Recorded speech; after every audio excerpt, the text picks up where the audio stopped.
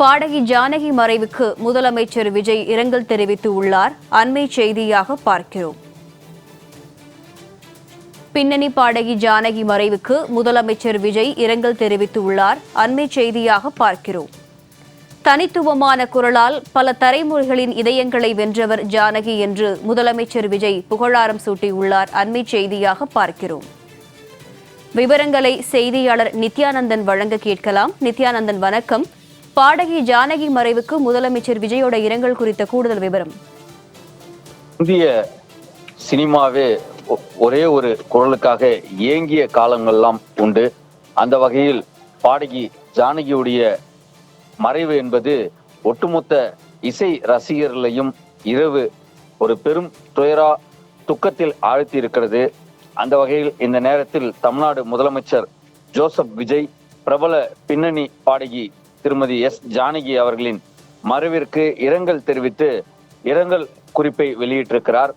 அதில் இந்திய திரை இசை உலகில் தனது தனித்துவமான குரலால் பல தலைமுறைகளின் இதயங்களை வென்ற பழம்பெரும் பின்னணி பாடகி திருமதி எஸ் ஜானகி அவர்களின் மறைவு மிகுந்த வேதனை அளிக்கிறது என்று தமிழ்நாடு முதலமைச்சர் ஜோசப் விஜய் கூறியிருக்கிறார்.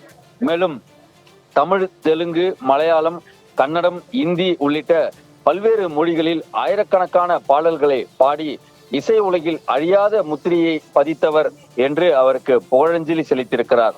மேலும் பலமுறை தேசிய திரைப்பட விருதுகள் உட்பட எண்ணற்ற உயரிய விருதுகளை பெற்ற அவர் தனது இனிமையான குரல் உணர்வுகளை வெளிப்படுத்தும் அபார திறன் மற்றும் இசைக்கான அர்ப்பணிப்பால் ரசிகர்களின் மனங்களில் என்றும் நிலைத்திருப்பார் என்று தமிழ்நாடு முதலமைச்சர் ஜோசப் விஜய் கூறியிருக்கிறார்.